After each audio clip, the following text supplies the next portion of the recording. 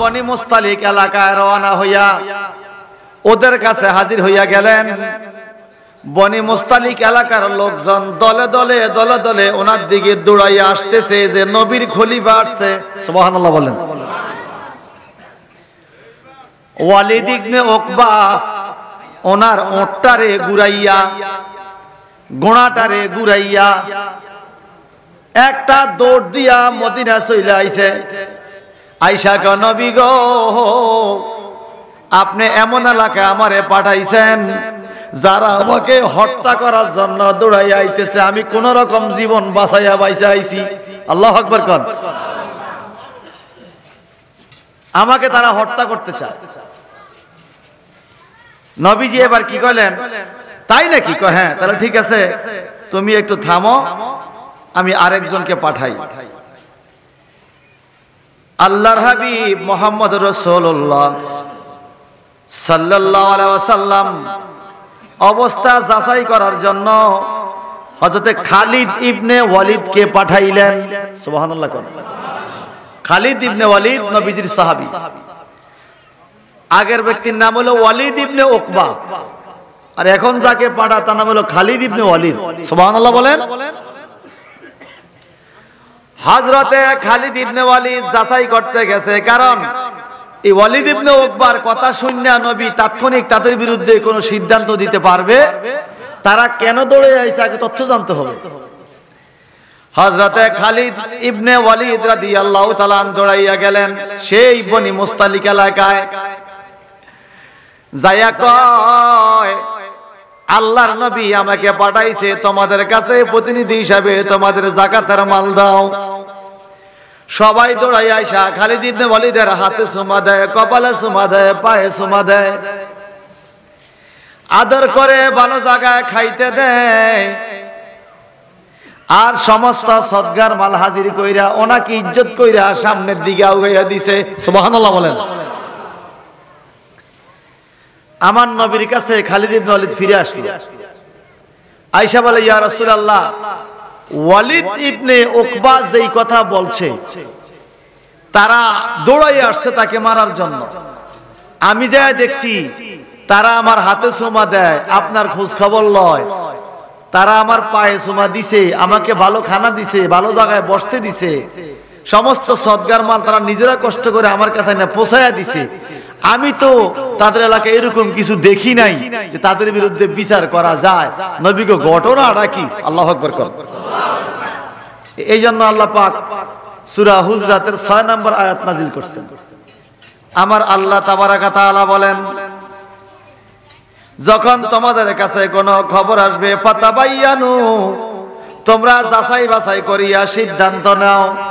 যাচাই না করিয়া যেই কোনো কাজের সিদ্ধান্ত নেওয়া যাবে। এবার আসেন, কথা মনে রাখেন, আমার নবীর কাছে দুইজন হাজির, ওয়ালিদ ইবনে উকবাও হাজির আর খালিদ ইবনে ওয়ালিদও হাজির। সুবহানাল্লাহ। ওয়ালিদ ইবনে উকবা বলছে তারা আমার দৌড়ে আইছে মারার জন্য, আর খালিদ ইবনে ওয়ালিদ বলতেছে না, তারা আমার সম্মান করছে, খাওয়াইছে। আল্লাহু আকবার বলেন না। এখন নবী দুইজনের কথাকে যাচাই করা লাগেনি, কারণ এই পৃথিবীতে সবচাইতে বড় বিচারক হলো আমাদের নবী। নবীর বিচারে কোনো দুই নম্বরই নাই। বলেন আপনাদের ডুমুরিয়া কি আছে আমি জানি না, আমি আমার নলুয়া সাদাপুরের খবর কিছু জানি। বিচারের মধ্যে দুই নম্বরই আসেনি। আমার মেম্বার সাহেব এনে হাজির, আবার রাগ হইন না সেন ভাইয়ে। বিচারের মধ্যে দুই নম্বরই আসেনি। সবাই কন, মনে রাখবেন বাজান, কাল কঠিন কিয়ামতের ময়দানে 7 শ্রেণীর মানুষ আল্লাহ পাকের আরশ আজিমের ছায়ার নিচে জায়গা পাবে। বড় করে কোন সুবহানাল্লাহ। যেদিন আল্লাহ পাকের আরশ আজিমের ছায়া ছাড়া কোনো ছায়া থাকবে না, একমাত্র আল্লাহর আরশ আজিমের ছায়া কাল কিয়ামতের ময়দানে 7 শ্রেণীর মানুষ আরশ আজিমের ছায়ার নিচে শান্তির নিড়ে জায়গা পাবে। সুবহানাল্লাহ। 1 নম্বরে হলো ইমামুন আদিলুন। ইমামুন আদিলুন, যেই ব্যক্তি ন্যায়পরায়ণ বিচারক, ন্যায়পরায়ণ নেতা, ন্যায়পরায়ণ নেতা বিচারক, কেমন ন্যায়পরায়ণ? যার বিচার যেরকম হওয়ার কথা সেরকম সে বিচার করবে। যেহেতু আল্লাহ বলেছেন ফাতাবায়ানু আন তুসিবু কওমান বিজাহালা ফাতুসবিহু আলা মা ফাআলতুম নাদিমিন। আল্লাহু আকবার। কার একটা বিচারের কথা আপনাদের সামনে উপস্থাপন করছি। যেই ব্যক্তি সঠিকভাবে বিচার করবে সে আল্লাহ পাকের আরশ আযমের নিচে জায়গা পাবে। যাদের জবান ক্লিয়ার চিৎকার দিবেন সুবহানাল্লাহ।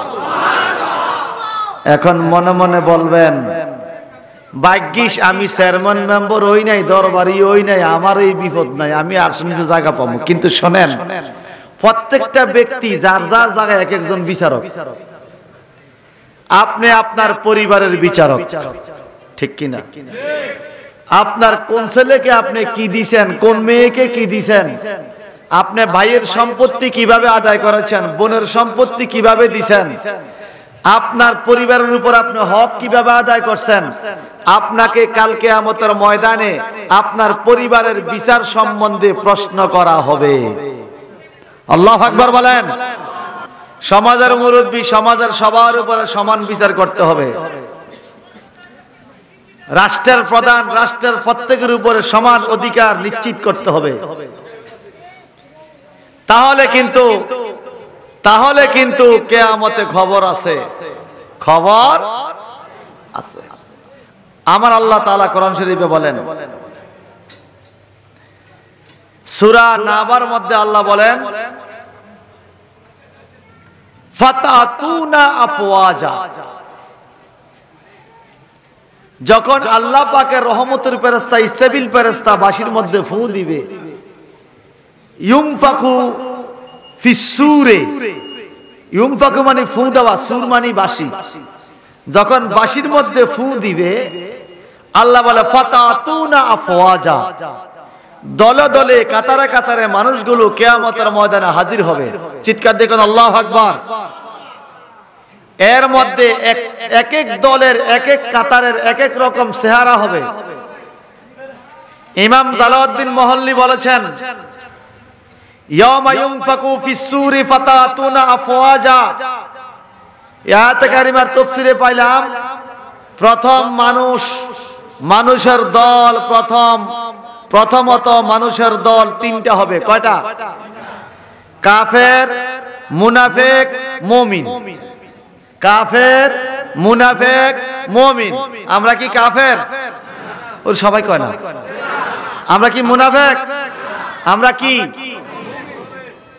আমি কোনো কইছি না আমরা বিএনপি কইতেন, আওয়ামী লীগ কইতেন, কইছি মুমিন কেবল তাবিতে কেন? আমরা কি?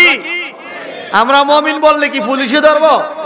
ধরলো কমু আমি মুমিন, গুলি করলো কমে আমি মুমিন, জবা করে দিব তবু কমে আমি মুমিন। কথা কোন ঠিক কিনা? এটাই তো ইমানদারের আসল সালান। ইমানটা আমগো আসল সালান কি? ইমান। প্রথম তিন দল মুনাফিক, কাফের, মুমিন। এবার বলেন আমরা কোন দলে থাকার ইচ্ছা? এই মুমিন দলটাকে কিয়ামতে প্রধান দল দুই ভাগ করবে। একদল মুমিন বিনা হিসাবে জান্নাতে চলে যাবে, সুবহানাল্লাহ। আর একদল মুমিনের হিসাব হবে। হিসাব হবে যেই মুমিনদের, এই মুমিনের 10 কাতার হবে। কয় কাতার? আওয়াজ দিয়া বলেন না। 10 কাতারের মধ্যে এক একজনের এক এক রকমের সুরুত হবে। এই কবরের থেকে উঠার টাইমে কারো সুরুত হয়ে যাবে বান্দরের মতো, কারো চেহারা হয়ে যাবে শুকুরের মতো, কারো চেহারা হয়ে যাবে উল্টা মুখ, কারো চেহারা হয়ে যাবে মাথা নিচে পা উপরে লটকে নিতেছে কিয়ামতে, কারো শরীরে পচা দুর্গন্ধ, কারো শরীরে জাহান্নামের আগুন জ্বলতে থাকবে, কারো শরীরে আগুনের পোশাক পরাইয়া দেওয়া হবে। এইভাবে 10 রকমের চেহারা। এরা কাফেরও নয়, মুনাফিকও নয়, এরা গুনাহগার মুমিন। গুনাহগার এবার বলেন আমরা কোন দলে আছি? গুনাহগারের দলে ননি? কথা কন না। এখানে কি কেউ আছি যে বলতে পারবো আমি বিনা হিসেবে জান্নাতে যাবো? আল্লাহ বলছে কিয়ামতের ময়দানে হিসাব মিলায়া দেওয়ান লাগবো। লাগবো নি কোন? পুরা জিন্দেগির হিসাবটা মিলানো লাগবে কিনা? আপনি পুরা জিন্দেগি বাদ দেন না, আপনি কবরে হিসাব মিলাবেন, এটা ভিন্ন কথা। যদি এখন বলে তোমার জীবনের 40 বছরের হিসাব না মিলায়া দাও, পারবেন? দুনিয়াতে তো সম্ভব না। কবরে কিভাবে হিসাব মিলাবে? সবাই জবানটা বড় করে কান আল্লাহু আকবার। বাজান রে, আমার আল্লাহ তাআলা যদি দয়ার নজর না দেয়, মায়ার নজর না দেয়, আমরা যত পাপের পাপী, আমরা হিসাব মিলাইয়া জান্নাতে যাওয়ার কোনো আশা করা যাবে? যদি আল্লাহ কোন একটা লাইনে ফাইনে আমরে পার করিয়া দেয় তাইলে হইব। যদি হিসাব দিয়া যাওয়ার লাগে, দুনিয়াতে মিলাইতে পারে না, হিয়ানে মিলে মুখে। সবাই জবান খুলে কান মারহাবা। ও আমার বাবারা, ও আমার ডমরিয়ার বন্ধুরা, ওই সুরুতের মধ্যে এক প্রকার সুরুত হবে মুসলমানের কবর থেকে যারা হাসর ময়দানে উঠবে। এক চোখ কানা, এক কান কাটা, এক পাও কাটা, এক হাত কাটা, এরকম হবে কবরের থেকে। এই চেহারা নিয়ে তারা হাসরের দিকে উঠবে। নাউজুবিল্লাহ বলেন। এখন প্রশ্ন করা হইল, নবী গো, চোখ কানা অবস্থায় কেন উঠবে কিয়ামতে? একটা চোখ কানা, একটা হাত কাটা, একটা পাও কাটা, একটা কান কাটা। কোনসে আমগো দেশে অন্য হইলো কোন না তোর কান্ডি কাটতে দিব। কি কোন? কান কাটা কি ইজ্জত নাকি বেজ্জতি? সম্মান না অসম্মান? কান কাটা সুনাম না বদনাম? আওয়াজ দিয়া কোন। কাল কিয়ামতে হাত কাইটা দিবে, কান কাইটা দিবে, চোখ কানা করে দিবে, পাও কাইটা দিবে। এই কবরের থেকে এই অবস্থা উঠবে। আর ফেরেশতারা জাহান্নামের চাবুক দিয়ে ফিডাইয়া ফিডাইয়া ল্যাংলা লুলার কানারে দুজকের দিকে গেল নিয়ে যাবে। হায় রে চিৎকার! কিন্তু সেই ইমানদার, তার ইমান আছে। তার কি আছে? ইমান আছে। নবী গো, কোন পাপের কারণে তার এই শাস্তি হবে? ইমাম জালাউদ্দিন মহল্লি তাফসিরে জালালান শরীফে লিখেছেন আয়াতে কারিমার ব্যাখ্যায়, যারা পৃথিবীতে বিচার করতে যায়া অনবিচার করে, কোলটা নুন্না বিচার, চক্ষা দিম্মা বিচার, বাতিজার দিকের বিচার, দলের দিকের বিচার, বিচারটা সঠিকভাবে যারা করে না, ডাইনে বামে লেনদেন কইরা বিচার করে, কিয়ামতের ময়দানে তাদের কান কাটা, চোখ কানা, পাও কাটা, হাত কাটা অবস্থা উঠবে আর জাহান্নামে নিয়ে যাবে। একটু জবানটা বড় করে কর নাউজুবিল্লাহ। আরো জোরে। এরকম বিচার আমার সমাজে নাই রে। প্রক্ষান্তরে যদি কেউ সঠিক বিচার করতে পারে, যেমন আমার আব্বা দরবারের কথাবার্তা ভালো বুঝতেন, লেখাপড়া বেশি না, মিডিয়াম, কিন্তু ভালো বুঝতেন। এই জন্য আব্বার কাছেকার লোকজন চলে আইছে। অসুস্থ হয়ে গেছে, তবুও গরম। আমি কে আব্বা আপনি এত কষ্ট, আপনি কথা কইতে তো কষ্ট, হাড়ের রুগী। কারে বাবা অন কিতাম দরবার যে আমার গরম আইয়া যায়, বাদিও আইয়ে বিবাদিও আইয়ে। জীবনে কখনো কোন লোক বলতে পারে না আজকে বিচারটা সঠিক হয়নি। যদি আব্বা না পারতো, আব্বা বলতো বাবার এটা আমার দ্বারা সম্ভব না, এটা আমি বুঝি না। যেটা বুঝতো এটা বুঝাইয়া দিত। যারা এরকম বিচার সঠিক করতে পারবে তাদেরও মর্যাদা আছে কিনা বলেন? তো দরবারি হইতে পারলে লাভও আছে, লসও।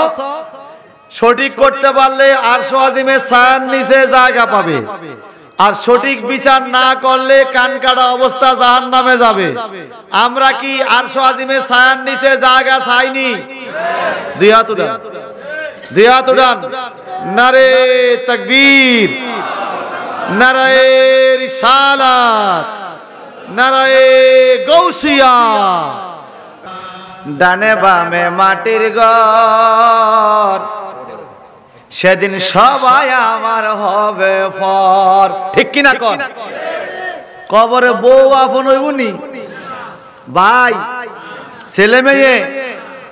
ডানে বামে মাটির ঘর, সেদিন সবাই আমার হবে পর।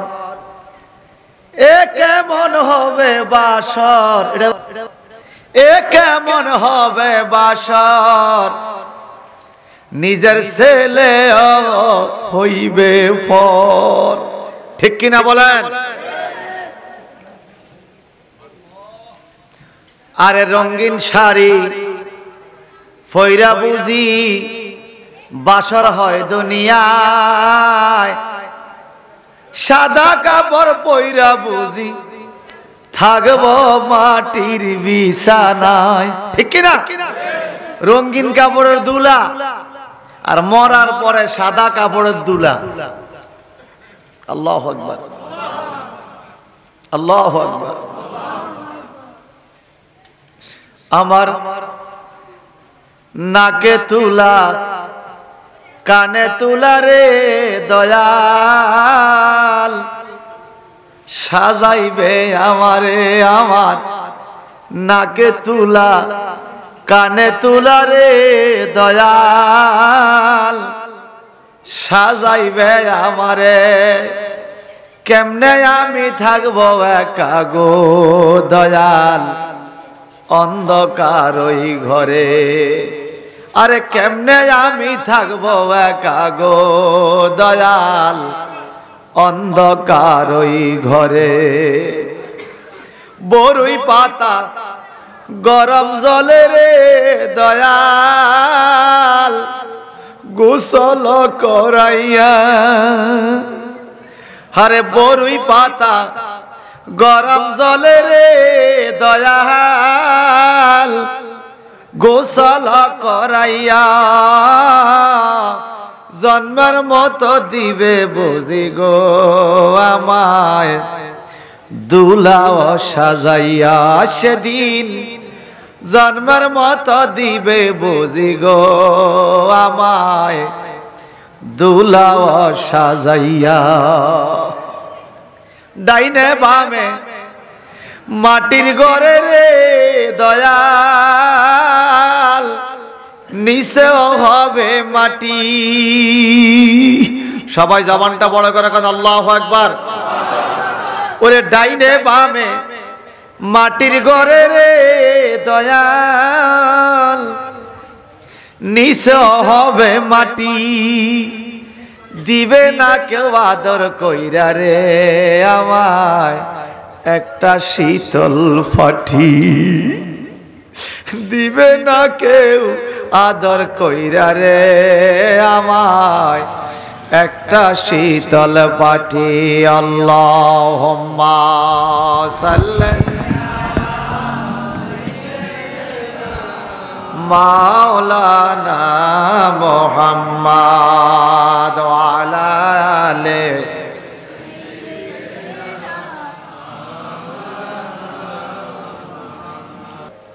গরু জবাই করতে দিছে এক লোকের, হাতে গরুর মাথা উত্তর দিকে দিয়া জবা করে লিস।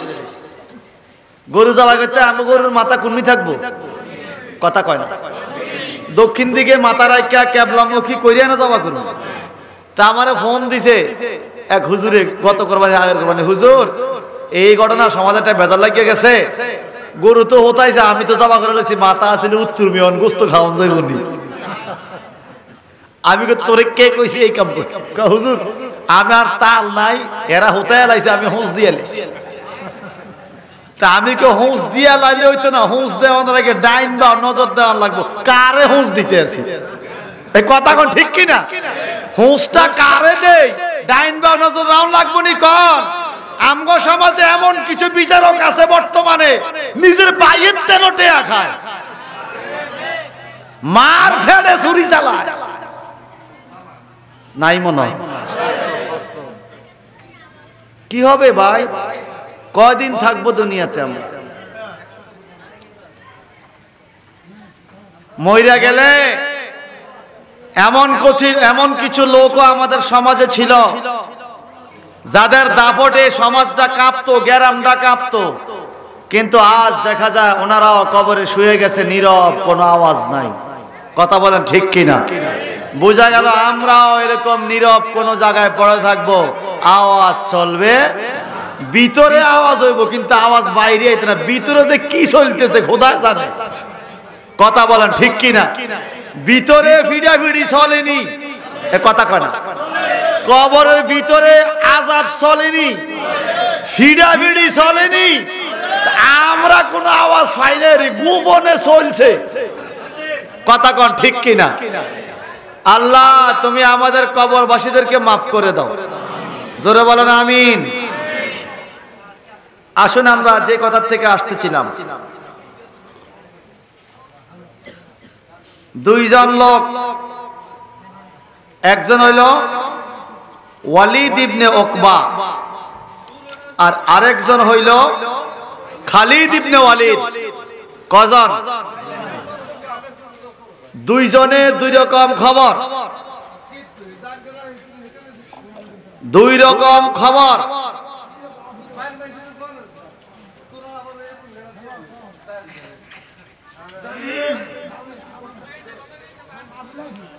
ভাই কথা কইন না, ও সাইডে।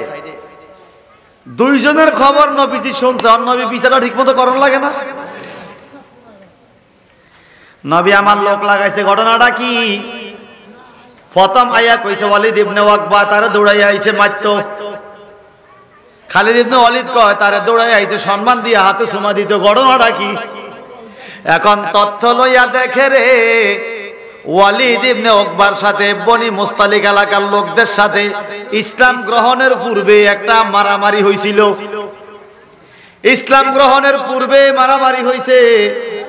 ওয়ালিদ ইবনে উকবা মনে করছে ইসলাম গ্রহণের পূর্বে যে আমার লগে তাকে দ্বন্দ্ব ছিল, এই জন্য তারা মনে আমারে মারার জন্য আসে। আসলে বনি মুস্তালিক গোত্রের লোকেরা ওই নবীর প্রতিনিধি মনে কইরা ওনারে আউগাইয়া নেওয়ার জন্য দৌড়াইয়া আইছে।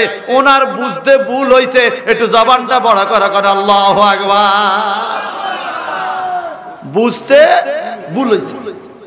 ইসলামের পূর্বে শত্রুতামি থাকলেও ইসলাম গ্রহণের পরে আর কোন শত্রুতামি চলবে না, নবী এটা কয়ে দিছে। সুবহানাল্লাহ বলেন। আমার আল্লাহ তাবারাকা তাআলা বলেন, এই জন্য আল্লাহ পাক রব্বুল ইজ্জাত কোরআনুল কারীমের আয়াতে কারিমা নাযিল করেছেন, তোমরা যেই কোনো খবর পাইয়া যাচাই বাছাই করো, এরপরে তোমরা বিচার করিও। যাচাই বাছাই ছাড়া বিচার করা যাবে যাবে না। বাজান রে, এবার আল্লাহ তাবারাকা তাআলা বলেন, ওয়ালামু আন্না ফীকুম রাসূলুল্লাহ, তোমরা জেনে রাখো তোমাদের মধ্যে আল্লাহর রাসূল আছে। সুবহানাল্লাহ বলেন। আমাদের মধ্যে আল্লাহর রাসূল আসেনি? কথা কার? আমি বলি দেখেন, ওয়ালামু তোমরা জেনে রাখো, আন্না নিশ্চয়ই, ফীকুম তোমাদের মধ্যে আছে, রাসূলুল্লাহ আল্লাহর রাসূল তোমাদের মধ্যে আছে। সবাই কন্যা সুবহানাল্লাহ। ভাইজান রে, আমার আল্লাহ তাবারাকা তাআলা বলেন, আল্লাহর রাসূল থাকা সত্ত্বেও লাউ ইউতিউকুম ফি কাসীরিম মিনাল আমরি লিআন্না লানা মিনাল আমরি লানিতুম। আল্লাহ তাবারাকা তাআলা বলেন, অনেক বিষয়ে যদি তিনি তোমাদেরকে খুশি করতেন তবে লানিতুম অবশ্যই তোমরা কষ্টের মধ্যে পড়তে। কোন বিষয়ে খুশি? যেমন তোমাদের পরামর্শ মতো যদি নবী কাজ করত তোমরাই বিপদে পড়তা। যেমন ওই লোক এক কইছে আমার দৌড়ে আইছে, যদি নবী কইতেন ফিরা, বিপদে পড়তো না?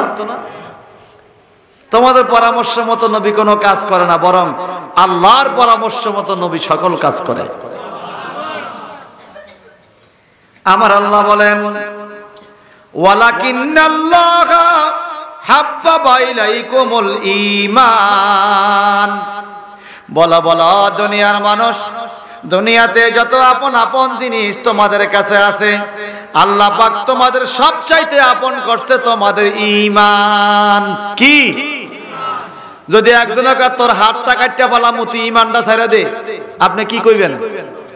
আমার হাত কাটটা বলা তবু আমি ঈমান ছাড়তাম না, এটাই তো আরে কথা, ঠিক কিনা বলেন?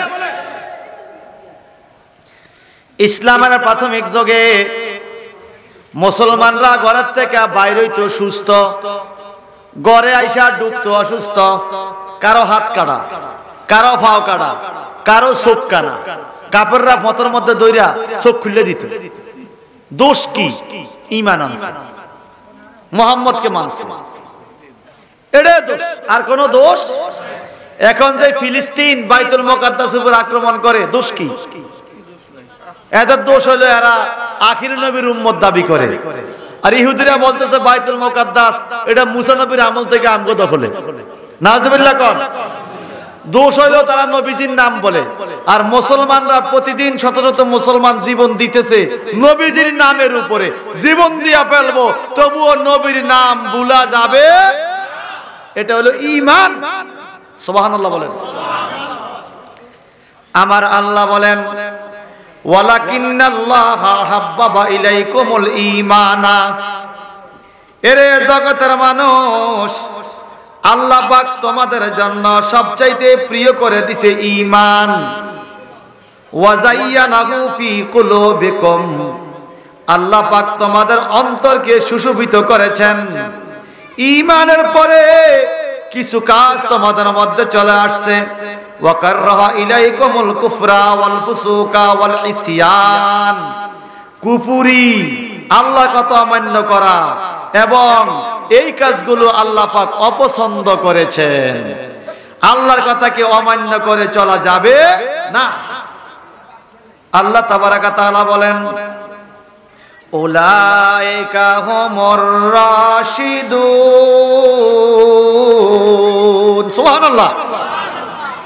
যারা কুফরি, শিরকি, বেদাতি, সুদ, ঘুষ, অন্যায়, অবিচার, জিনা, ব্যভিচার থেকে নিজেকে হেফাজত করে চলতে পারে, আল্লাহ বলে তারা সৎ পথে আছে, এরা জান্নাতি।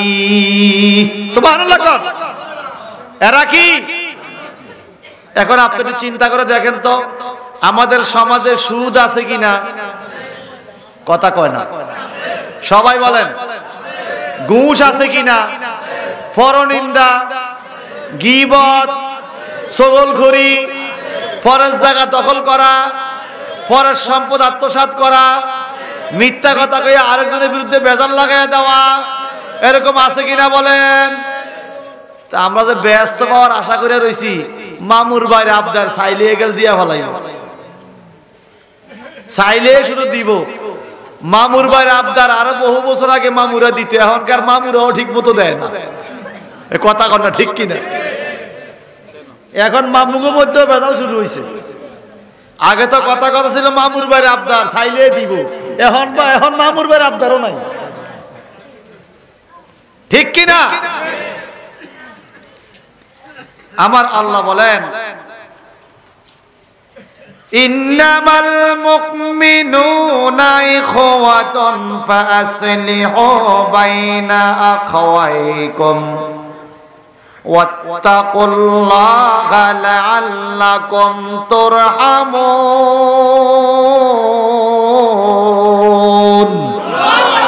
ওই সবাই কর। ইন্নামাল মুমিনুনা, নিশ্চয়ই যারা মুমিন মুসলমান, ইখওয়াতুন, আল্লাহ বলে তারা পরস্পর ভাই। মুসলমান পরস্পর ভাই ভাই। কি কি কি? মুসলমান পরস্পর ভাই ভাই সম্পর্ক। ফাসলিহু বাইনা আখওয়াইকুম, যদি দুই ভাইয়ের মধ্যে কোনো দ্বন্দ্ব ঝগড়াঝাটি হয় তোমরা এটাকে ভালোভাবে মীমাংসা করে দিও। সুবহানাল্লাহ কোন। এখন এই ঘটনা কি দেখেন, আল্লাহ পাক দুই ভাইয়ের মধ্যে বেজাল লাগলে মীমাংসা করে দিও, এই আয়াত কেন নাযিল করছে? কারণ আছে তো। এটাকে বলে শানে নজুল। কি বলে? কোরআনুল কারীমের সূরা হুজরাতের 10 নম্বর আয়াত। দেখেন নবীর পক্ষে থাকলে কি হয়, বিপক্ষে গেলে কি হয়, এই আয়াতের তাফসীর। নবী করিম সাল্লাল্লাহু আলাইহি ওয়াসাল্লাম একটা লম্বা কানওয়ালা বাহন, কেউ বলছে গাধা, কেউ বলছে ঘোড়া, কেউ বলছে খচ্চর, এমন একটা বাহনের উপরে বৈশা নবীজি একটা এলাকা দিয়া যাইতেছে। সুবহানাল্লাহ বলেন। কিছু আনসার সাহাবী এক জায়গায় বৈশা তারা কথাবার্তা বলতেছে। আনসার সাহাবী, নবীজির সাহাবীরা দুই ভাগে বিভক্ত ছিল, আনসার মুহাজির। আনসার মুহাজির হলো যিনারা মক্কা থেকে মদিনা চলে গেছে নবীজির সাথে, ওনারা হলো মুহাজির। আর যারা মক্কা থেকে মদিনা যাওয়ার পরে মদিনার যেই সাহাবীরা এদেরকে জায়গা দিছে, জমি দিছে, থাকার জন্য সাহায্য করছে, ওনারা হলো আনসার। আমার নবীজি বলেন কাল কিয়ামতের ময়দানে আমার দুই পাশে আমার দুই দল থাকবে, এক পাশে থাকবে মুহাজির, এক পাশে থাকবে আনসার সাহাবীরা। বড় করে বলুন সুবহানাল্লাহ। আমার ডমরিয়ার বন্ধুরা রে, আল্লাহ বলে ফাসলিহু বাইনা আখওয়াইকুম, তোমাদের ভাইদের মধ্যে তোমরা মীমাংসা করিয়া দাও। আপনারা একটু মনোযোগ দেন, আমি 9:15টার মধ্যে মাহফিল শেষ করে ফেলব। এখন প্রায় 9টা বাজে। কষ্ট হইতেছে আপনাকে? 2 দিন ব্যাপী তাফসীর মাহফিল, কোরআন শরীফের হাফেজদেরকে পাগড়ি দিছে, একটু আখিরি দোয়া করে যাবো না আমরা? বাহিরে ঠান্ডা থাকলো, এখন তো ঠান্ডা কম আছে, প্যান্ডেলের ভিতরে গেছে ঠান্ডা লাগে। গতকালকে ছিল শুধু ফাটি, আজকে নিচে পাকিস্তানি জাজিম দিছে। গতকাল বলছি না পাকিস্তানি জাজিম দিত, আদি আসাম তেফারের নিচে পাকিস্তানি জাজিম আছে। পাকিস্তানি জাজিমটা কি দেখা যায় তো? হ্যাঁ, এটা খুব আরাম। সকল আকার মারহাবা। আরে পরের জায়গা, পরের জমি, পরের জায়গা ঘর বানায়া আমি রই, আমি তো সেই ঘরের মালিক নই, আমি তো সেই পরের জায়গা, পরের জমি, পরের জায়গা আমি রই, আমি তো সেই ঘরের মালিক নই, আমি তো সেই। কত বছর আগে কবি নজরুল এই কথাটি কয়ে গেছে, আব্দুল আলিম গাইয়া গেছে। কথাগুলা বাস্তব কিনা বলেন? যেই ঘরে আমি থাকি এই ঘরটা কি আমার সারা জীবন থাকবে? আমার পরে এই ঘরটা আমার ছেলের হবে, ছেলের না হইলে নাতি রইব, নাতিন হইলে পুন্তি রইব, কারো না কারো হইব, কিন্তু এটা আমার না। আমার ঘর হইল কবরস্থান। কোথায় কোথায় কোথায়?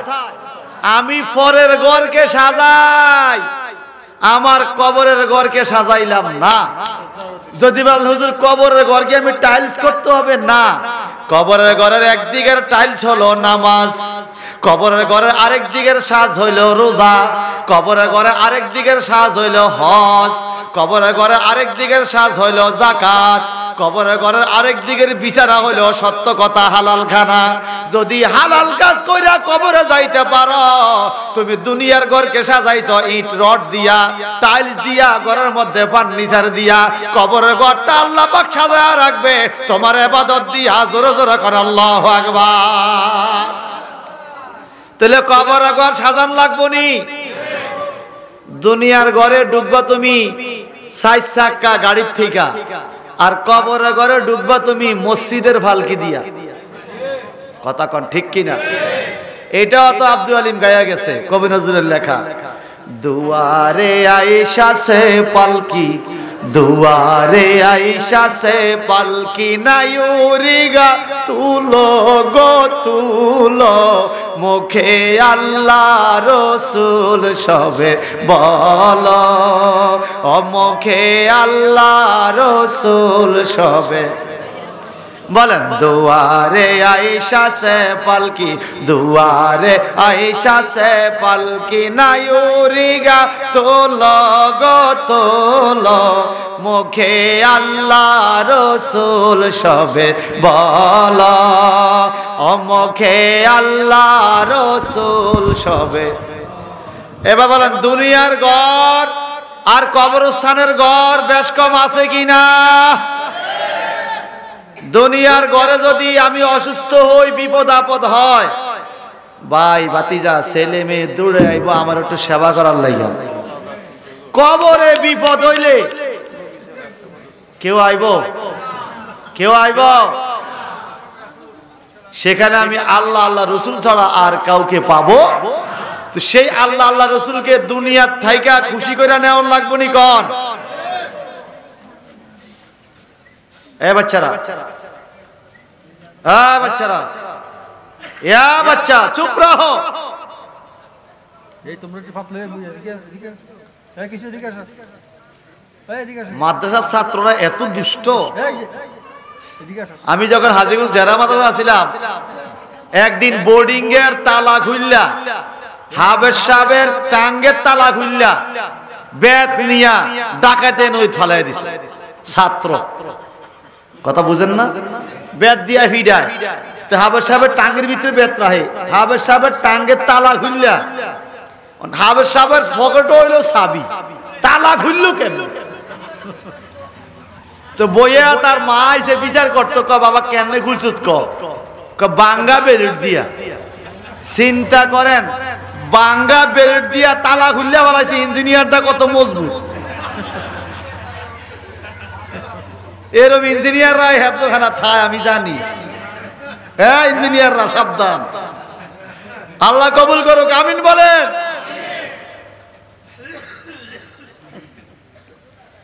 ও আমার ডমরিয়ার বাবারা রে, দুই ভাইয়ের মধ্যে ভেজাল হইলে মীমাংসা করা দরকার আছে কিনা? আল্লাহ বলে ফাসলিহু বাইনা আখওয়াইকুম। এখন ভেজালটা কি? নবী আমার একটা বাহনের উপরে বৈশা রওনা হইলেন। ওই বাহনের লম্বা লম্বা কান, সুবহানাল্লাহ বলেন। আনসাররা কথাবার্তা বলতেছে। আমার নবীজি তাদেরকে দেখে ওই জায়গায় একটু থামলেন, ঘোড়াটারে থামাইলেন।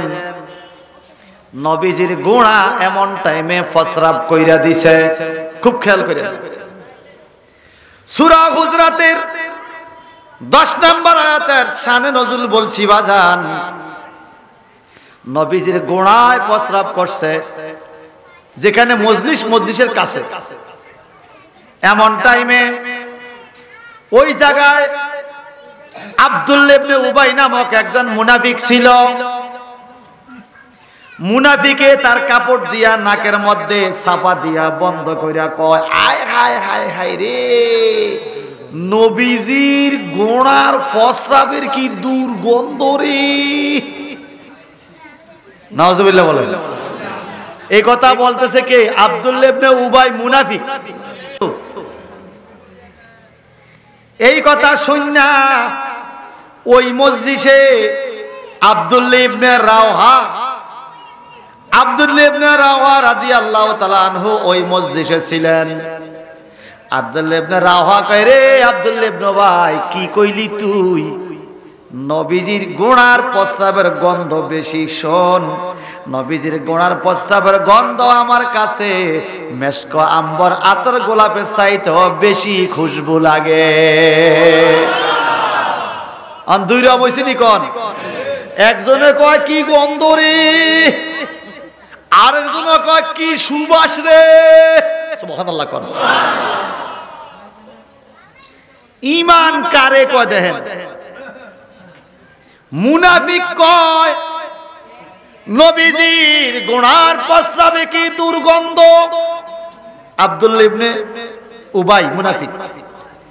আর আব্দুল্লাহ ইবনে রাওহা নবীর সাহাবী কয় নবীর প্রস্রাব, নবীর গোড়ার প্রস্রাব, নবীর বাহনের প্রস্রাব মেশক আম্বরের চাইতেও আরো খুশবু। সুবহান। আমাদের শরীরে দুর্গন্ধ আছে কিনা? দুই একদিন জামা গায়ে দিলে এটা আবার দমন লাগে, গামের গন্ধ। নবীজির বডি মোবারকে যেই জামা লাগতো, এই জামা যদি সাহাবায়ে কেরাম পাইতো, এই জামা দুইয়া গামে দোয়া পানি সাহাবায়ে কেরাম বোতলে করে বাড়িতে নিত।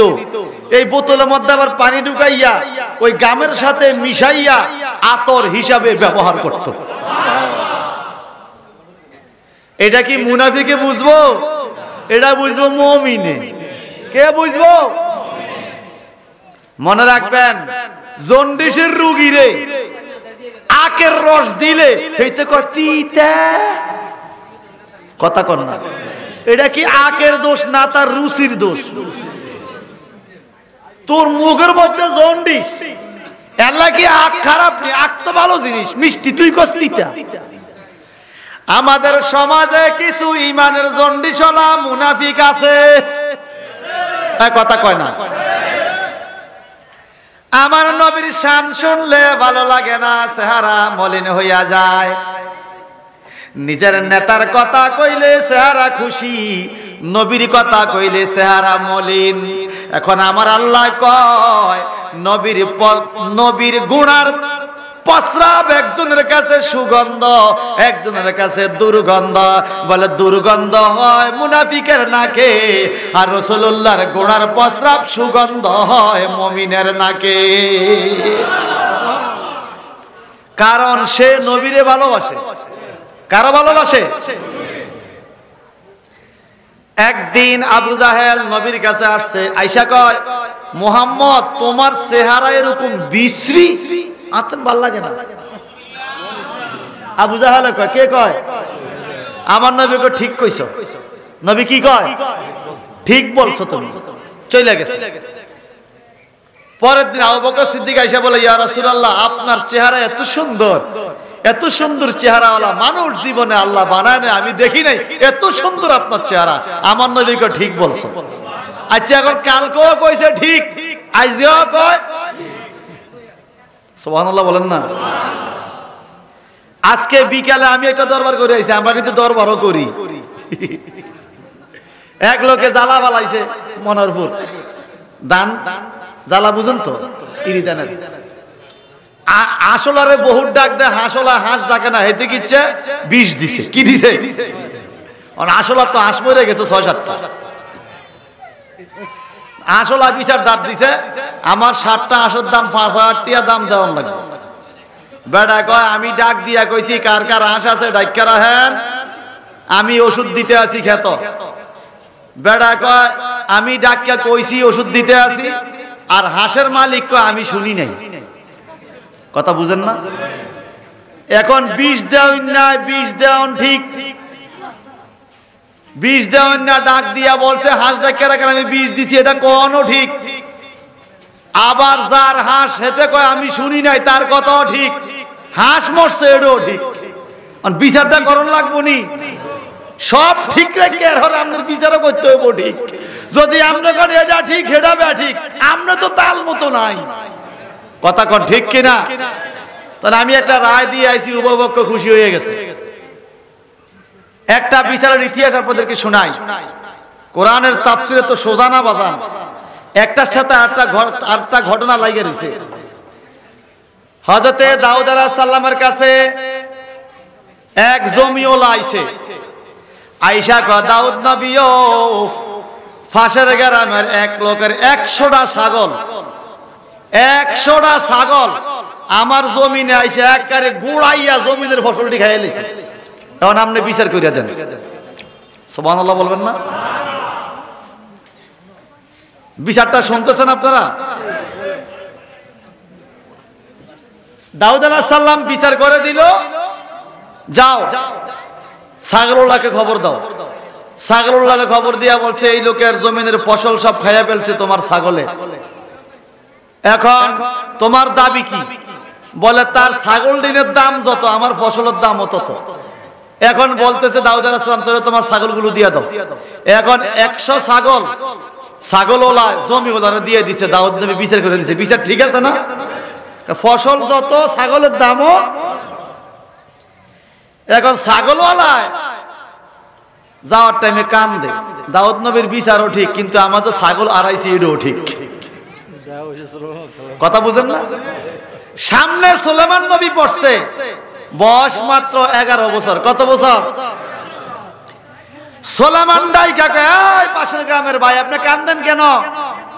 কয় তোমার আব্বা বিচার করছে, বিচার তো ঠিক হইছে, কিন্তু আমি যে গরিব হইয়া গেলাম, আমি এরে বাচ্চারা একদম কথা ফলা ফেলা,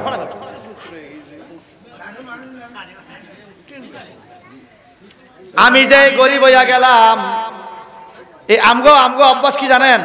আমরা ওয়াজ শুনি, মনোযোগ নাই, পরের দিনকে হুজুরে কি কইলো বুঝলাম না। ওই ছাগলওয়ালা বলে আমি যে গরিব হয়ে গেছি আমি কাঁদতেছি। এখন সুলেমান নবীকে যদি আমি তোমার ধনী বানাই দিই তুমি খুশি হইবেনি? সুবহানাল্লাহ। কয় তুমি ছোটবেলা কি কইবা? কয় আইও আমি আবার বিচার করবো, সানি বিচার। আমি তো সানি বিচার হয় না মাঝে মাঝে। এই ছাগলওয়ালা গেছে জমিওয়ালারে খবর দিছে দাউদ নবীর দরবারে। সুলেমান নবীকে, আব্বা হুজুর আপনার বিচার ঠিক, 100% সঠিক হয়েছে বিচার, এতে কোনো সন্দেহ। কারণ ওই জমিওয়ালার ফসলের দাম যত, তার ছাগলের দামও তত, এটা তো ঠিকই করছেন। এখন আব্বা হুজুর আমি একটা হেকমতি বিচার করি, যদি আপনি অনুমতি দেন, এতে করে জমিওয়ালা লাভবান হবে, ছাগলওয়ালাও লাভবান হবে। কয় কি বিচার বলো? বলে বিচার হইল এই ছাগলওয়ালার ছাগলটি জমিওয়ালার কাছে থাকবে, আর এই ছাগলের মালিকে জমিওয়ালার জমিনে ফসলগুলো নিরাইয়া সার দিয়া যেরকম অবস্থা ছিল ছাগলে খাওয়ার আগে ফসলগুলোরে এই অবস্থা বানাইয়া দিবে। যতদিন পর্যন্ত ফসল ওই অবস্থা না যাবে ততদিন পর্যন্ত ছাগলের দুধগুলো জমিনওয়ালা খাবে, জমিনওয়ালা ছাগলের দুধ খাবে, সে সময় কাটবে।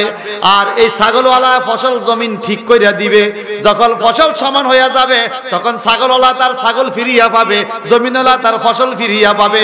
জোরে বল সুবহানাল্লাহ। এই বিচার যখন করছে দাউদ নবী ছায়া রয়েছে ফলার দিকে, কি রে বাপ তোরে এই বুদ্ধি দিছে কি?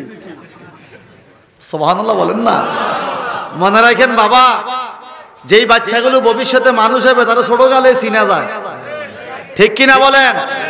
আজ যেটা ভবিষ্যতে পাঠ ফরাইবে ওইটারে 5 বছর গিয়ে চিনা যায়। এটা টাউট, বাবুর পকেটে টেল হয়ে যায়, মার পকেটে টেল হয়ে যায়। কথা কোন ঠিক কিনা? চুপু চুপু মোবাইল নিয়ে চালায়, আছে কিনা কর? বাবারে দারুণ বিচার তো।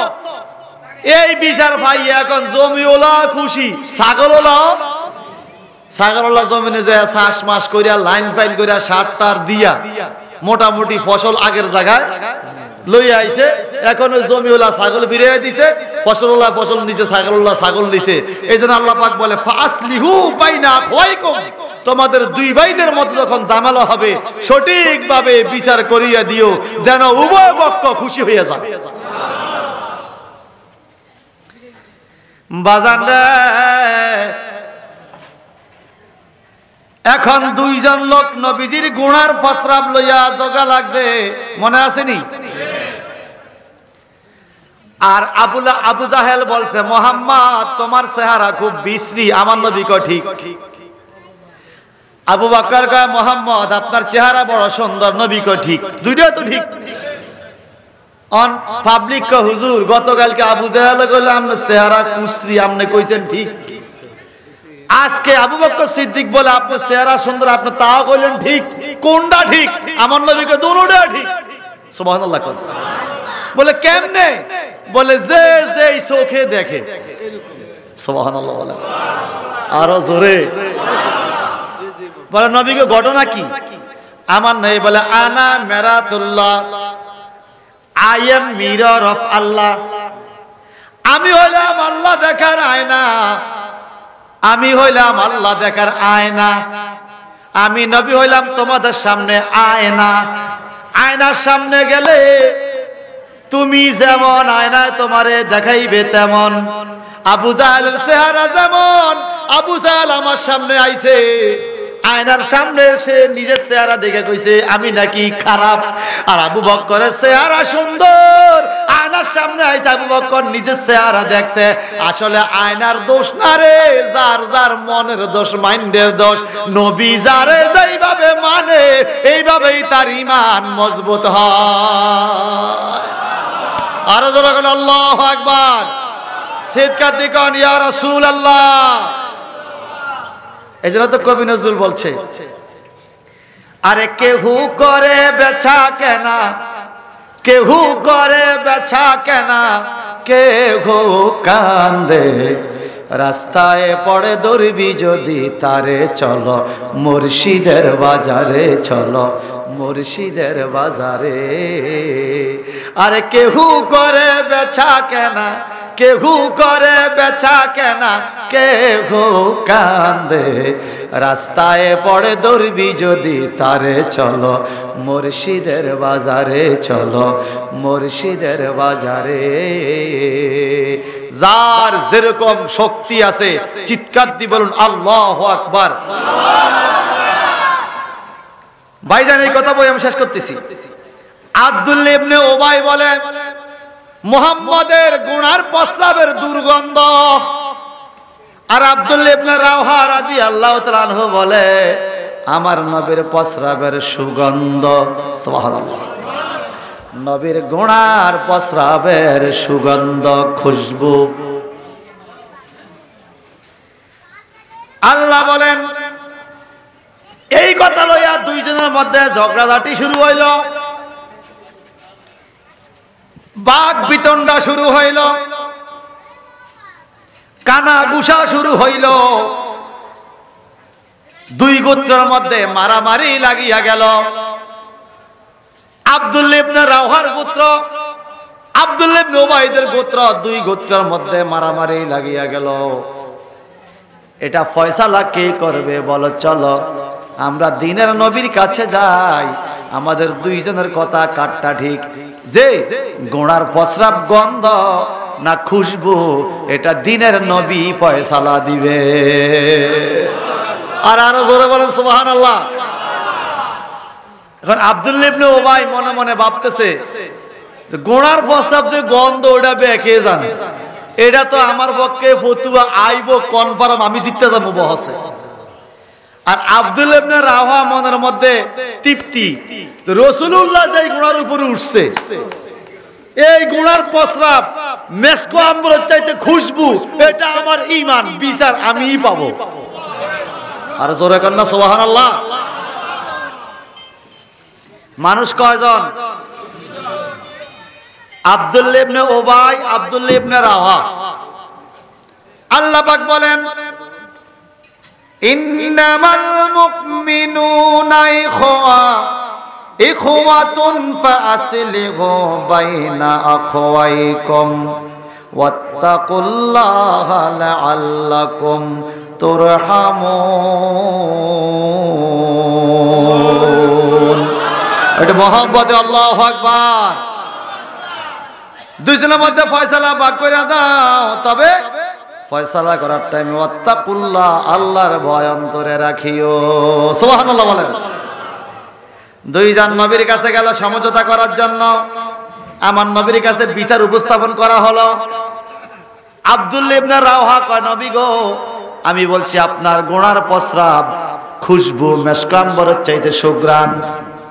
আব্দুল্লাহ ইবনে উবাই কয় নবী গো, আমি বলছি আপনার গোড়ার প্রস্রাব দুর্গন্ধ। এখন আপনি বলেন কোনটা ঠিক? আমার নবীকে আব্দুল্লাহ ইবনে উবাই যেটা কইছে সেটাও ঠিক, আব্দুল্লাহ ইবনে রাওহা যেটা কইছে এটাও ঠিক। জোরে কর না সুবহানাল্লাহ। যে যারে চিনে সে তারে কিনে। সবাই তো সবকিছু চিনে না। ওই যে বললাম জন্ডিসের রোগীরে আখের রস দিলে কি কয়? তিতা। এটা কি আখের দোষটা তার রুচির দোষ? আপনি মাদ্রাসাকে কিভাবে রিসিভ করছেন? দূরের থেকে অনেক কথা বলা যায়, হয় পড়ালে হয় না, কমিটি বালানা, এই বালানা, এই কোন জানানি, কিছু কাছে আসলে বাস্তবতা পর্যবেক্ষণ করে বিচার করা এটা বড় কঠিন। দূরের থেকে অনেক কিছু কল্পনা জল্পনা করা যায়। আল্লাহর নবীর কাছে যারা গেছে স্বয়ং কাফেররা পর্যন্ত বলতো মুহাম্মদ এরকম, যদি মুহাম্মদ কখনো কোন রাস্তা দিয়ে হাঁটতো, সকালবেলা হাঁটলে সন্ধ্যা পর্যন্ত ওই রাস্তায় খুশবু থাকতো, নবীজির দেহ মোবারকের খুশবু। সুবহানাল্লাহ বলবেন না? আমাদের দেহের মধ্যে কি খুশবু আছে? জামা একটা একদিনে পরে দোন লাগে, গামের গন্ধ। সেই নবী কখনো সাধারণ মানুষের মতো হইতে পারে? এটা দরুদ শরীফ পড়ে আল্লাহুম্মা। আপনি কোনো মেসেজ আনছেন?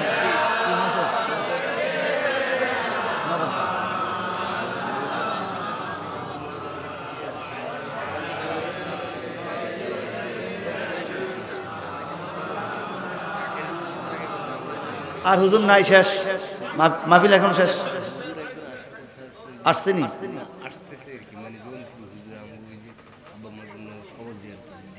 উনি এখন কোথায় আছে? আমি এখন ধরবে কি মাই? কোথায়? আপনার সাথে আমার কথা সোয়া 9টা পর্যন্ত। আমার তো একটা মাহফিল আছে ভাইয়া, আমার একটা মাহফিল আছে।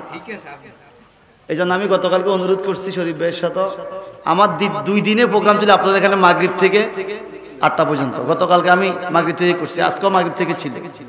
আর একটা মাহফিল আছে, ওই বেড়া কন্ট্যাক্ট করিয়া গতকালকে বলছি 10টা ওখানে মাইক ধরতে হবে। সর্বশেষ এখানে 10:30টা, আমি এখান থেকে নূরপুর যাইতে 10টা বাজবে। সর্বশেষ 9:30টার পরে আমি এখানে থাকতে পারবো না। এখন যিনি আছে উনি কোথায় আছে এটা আপনাদের হিসাব, তবে আমি কথাটা একটু গুছিয়ে নিই। বলেন, বিচার নবী যদি বিচার শিখাইছে, কইছে আব্দুল্লাহ ইবনে উবাই যেটা কইছে হেডও ঠিক, আর আব্দুল্লাহ ইবনে রাজা কইছে তাও। এখন আমার নবীকে কেউ যদি বলে নবী মইরা গেছে, পয়সা মাটির সাথে মিশা গেছে, তার দলিল মতে তারটা ঠিক, তার ঈমান তো ফসা। কথা কোন ঠিক কিনা? আর নবী বলছেন আল আম্বিয়া ওয়া হিয়াউন, সমস্ত নবীরা জিন্দা। আমরা বলি এটা ঠিক, কারণ আমাদের ঈমানও জিন্দা। সুবহানাল্লাহ বলেন, আরো জোরে বলেন। বাজান আমার, সূরা হুজরাতের 10 নম্বর আয়াতের ব্যাখ্যা আমি শুনাইলাম। আল্লাহ বলেন, যদি তোমরা উভয়ের মধ্যে ফয়সালা করে দাও সঠিকভাবে, লাআল্লাকুম তুরহামুন, আশা করা যায় তোমাদের উপরে আল্লাহর অনেক রহমত আসবে। এখন আসেন, দেশের মধ্যে বিপদ আপদ, ভূমিকম্প, ঘূর্ণিঝড়, শীতল, আইলা, লাইলা, নার্গিস, হারিকেন মারিকেন, কত কিছু আইনি। এই বিপদ আপদ আসার পিছনে কতগুলো কারণ আছে। এর মধ্যে একটা কারণ হলো যখন সমাজের মধ্যে অবিচার শুরু হয়। কি শুরু হয়? সঠিক বিচার যখন সমাজ থেকে উঠে যায়, তখন সমাজের মধ্যে বালা মুসিবত আসে। কিয়ামতের যতগুলো আলামত আছে, এর মধ্যে অন্যতম একটা আলামত হলো ওয়ায়াকসারুজ জাহাল, যখন সমাজে মূর্খতা বেড়ে যাবে, শিক্ষিত লোকদের কাছে বিচার থাকবে না, মূর্খ লোকগুলো বিচার করা শুরু করবে। এটা হলো কিয়ামতের একটা আলামত। আরেকটা আলামত হলো ওয়ায়াকসিরুন নিসা ওয়ায়াকিল্লুর রাজুল, হাটে বাজারে পুরুষের সংখ্যা কমে যাবে, মহিলার সংখ্যা বেড়ে যাবে। যদি এরকম শুরু হয়, এটা কিয়ামতের আলামত। আমি হাজীগঞ্জ থাকি, আপনারা কচুয়া থাকেন, আমি কচুয়ার খবর কম জানি। হাজীগঞ্জ দেখছি তুলনামূলক মহিলার সংখ্যা বেশি, ওখানে কিয়ামতের আলামত আছে। কচুয়া বাজার আসেনি? সবাই কয় না। তুলনামূলক পুরুষের চাইতে মহিলার সংখ্যা, তাহলে বোঝা গেল কিয়ামত কাছে না দূরে? কাছে। এরপরে বলছেন ওয়ায়াজহারু শারবা ওয়াল খামরা, নবীজির হাদিস, প্রকাশ্যে মানুষ নেশা করবে। এই যে নেশা করা, এটাকে পাপ মনে করবে না, নিজে পরিচয় দিবে আমি নেশা করি, প্রকাশ্যে বলবে। যখন এটা শুরু হয়ে যাবে, বুঝবে এটা কিয়ামতের আলামত। এরপরে বলছে ওয়ায়াজহারু জিনা, সমাজের মধ্যে ব্যভিচার, জিনা ব্যভিচার, অবৈধ মানুষের দৈহিক মেলামেশা সমাজের মধ্যে প্রকাশ হয়ে যাবে, প্রকাশ্যে জিনা ব্যভিচার চলবে। আপনি কি জানেন বাংলাদেশে পাউডারের অ্যাডভারেজ দেয়, তেলের অ্যাডভারেজ দেয়, ক্রিমের অ্যাডভারেজ দেয়। এই ইদানিং পতিতালয়ের মেয়েদের চেহারা ভিডিও করে অ্যাডভারেজ দিচ্ছে। আপনারা কি জানেন এই খবর? রহমত কোথা থেকে আসবে? যেখানে জেনার অ্যাডভারেজ চলে, অ্যাড চলে। আমাদের উপরে এই জন্যই তো গজব আসে, ঠিক কিনা বলেন? আল্লাহ পাক যেন এই ধরনের আযাব গজব থেকে আমাদেরকে হেফাজত করে, সবাই বলেন আমিন। এই যে 5 জন ছাত্র কোরআনে হাফেজ হইল, আপনারা খুশি হইছেন? দুইটা হাত উঠা। নারে তাকবীর, নারে রিসালাত। যারা কোরআন মুখস্থ করে এরা জান্নাতি। এরা কি? যদি হালালকে হালাল বলে, হারামকে হারাম বলে মাইনে চলতে পারে, এবং তার পরিবারের থেকে 10 জন জাহান্নামীকে জান্নাতে নিয়ে যাবে। সুবহানাল্লাহ বলেন। এদের সাথে থাকলে লাভ আসেনি। এই কোরআন শরীফ এমন একটা কিতাব, এই আমি ধরে রাখছি, আপনারা তাকাইছেন তাও সওয়াব আছে। সুবহানাল্লাহ বলবেন না? কোরআন শরীফ যে রেলের উপরে রাখে, এই রেল কিন্তু ভালো দামি কাঠ দিয়া বানায় না, তুলা গাছের কাঠ, কদম গাছের কাঠ, উষার কাঠ, ভালো তক্তা না, ওই কাঁচা কিনারের তক্তা দিয়া রেয়ালটারে বানায়, ফালাইনা কাঠ দিয়া। কিন্তু দেখেন এই রেয়ালের উপরে কোরআন থাকার কারণে এই অদামি কাঠটা এত দামি হয়ে যায়। এই রেয়ালটা কোনো কারণে পায়ে লাগলে সুমা খায়, মাথায় লয়, উপরে রাখে। কারণ কোরআন শরীফের কারণে একটা অদামি কাঠ যদি মুহূর্তের মধ্যে এত দামি হইতে পারে, যেই ছেলেগুলোর অন্তরে কোরআন ঢুকে গেছে, এদের মর্যাদা আছে কিনা বলেন? এই কোরআনুল কারীমের ভিতরের অংশ থেকে আমরা এতক্ষণ শুনছি। বাহিরের ফিট যদি রেলের মধ্যে থাকে, রেলের এত দাম হয়। যারা কোরআন শরীফের মাহফিলে তাফসিরে বসছেন, আপনাদের দাম আছে কিনা বলেন? যদি আমরা আমলের নিয়তে বসতে পারি, আল্লাহ আমরে কবুল করো। এই বছর মাহফিল পাইছেন, আগামী বছর পাইবেন, কোনো গ্যারান্টি